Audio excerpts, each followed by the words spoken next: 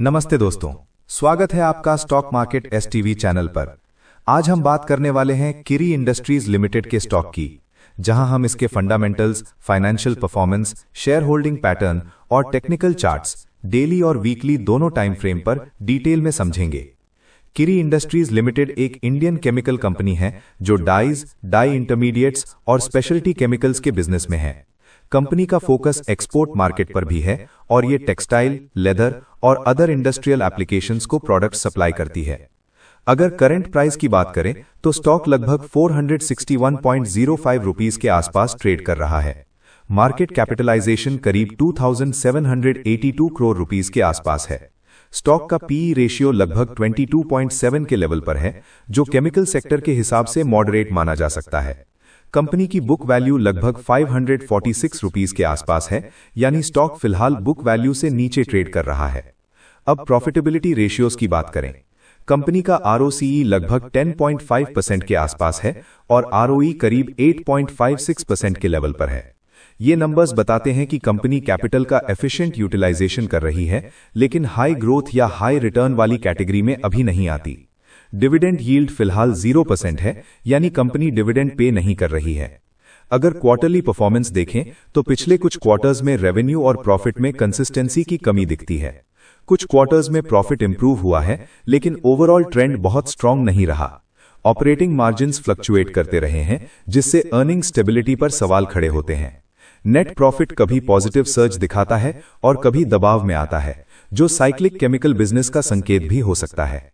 Profit and loss statement को overall देखें तो सेल्स ग्रोथ पिछले कुछ सालों में लिमिटेड रही है। 5 year sales growth negative zone में रही है, जबकि प्रॉफिट ग्रोथ अनइवन रहा है। इसका मतलब यह है कि कंपनी सर्वाइव कर रही है, लेकिन अग्रेसिवली एक्सपैंड नहीं कर पा रही। बैलेंस शीट की बात करें तो कंपनी का डेट लेवल मैनेजेबल है। लॉन्ग टर्म डेट कोई बड़ा थ्रेट नहीं बन रहा, लेकिन वर्किंग कैपिटल रिक्वायरमेंट्स ज्यादा हैं और अदर लायबिलिटीज नोटिसेबल हैं। बैलेंस शीट वीक नहीं कही जा सकती, लेकिन बहुत स्ट्रांग भी नहीं है। कैश फ्लो कंसिस्टेंसी इंप्रूव होने की जरूरत है। अब शेयर होल्डिंग पैटर्न पर आते हैं। प्रमोटर्स की होल्डिंग लगभग 36-37% के आसपास है, जो स्टेबल है और प्रमोटर्स ने अपना स्टेक बनाए रखा है। एफआईआई होल्डिंग करीब 19-20% के आसपास है, जो ये दिखाता है कि फॉरेन इन्वेस्टर्स की इंटरेस्ट कंपनी में बनी हुई है। डीआईआई होल्डिंग काफी कम है, लगभग 0-1% के बीच, और रिटेल इन्वेस्टर्स की पार्टिसिपेशन लगभग 43% के आसपास है।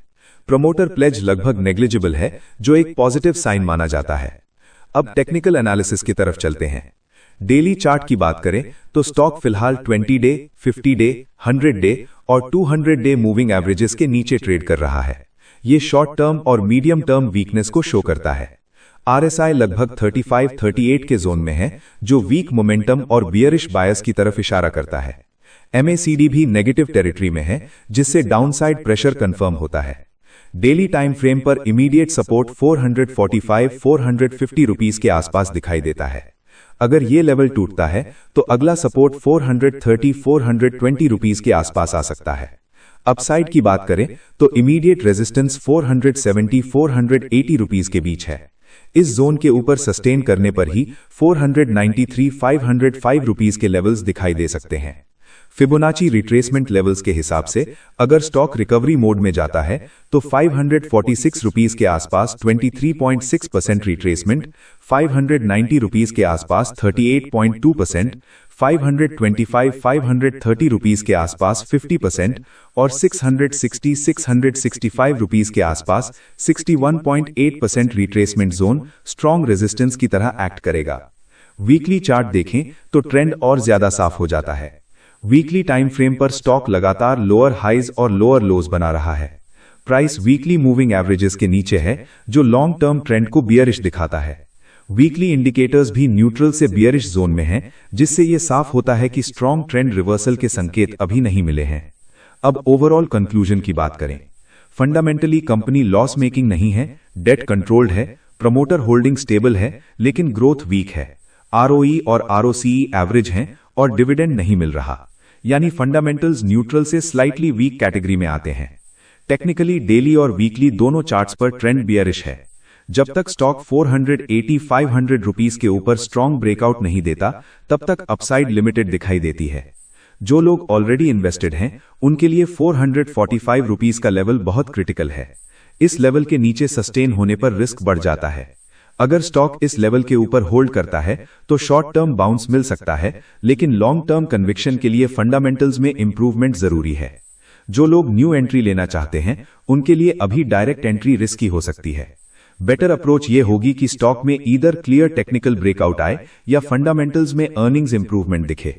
कंजर्वेटिव इन्वेस्टर्स के लिए वेट एंड वॉच स्ट्रैटेजी ज्यादा सूटेबल है। अंत में एक जरूरी डिस्क्लेमर, ये वीडियो सिर्फ एजुकेशनल और इंफॉर्मेशनल पर्पस के लिए है। ये कोई बाय या सेल रिकमेंडेशन नहीं है।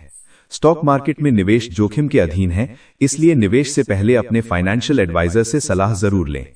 अगर आपको ये एनालिसिस पसंद आया हो तो वीडियो को लाइक करें, चैनल को सब्सक्राइब करें, वीडियो को अपने दोस्तों के साथ शेयर करें और कमेंट में जरूर बताएं कि आप इस स्टॉक पर क्या सोचते हैं। मिलते हैं आपसे हमारे अगले वीडियो में, तब तक के लिए धन्यवाद।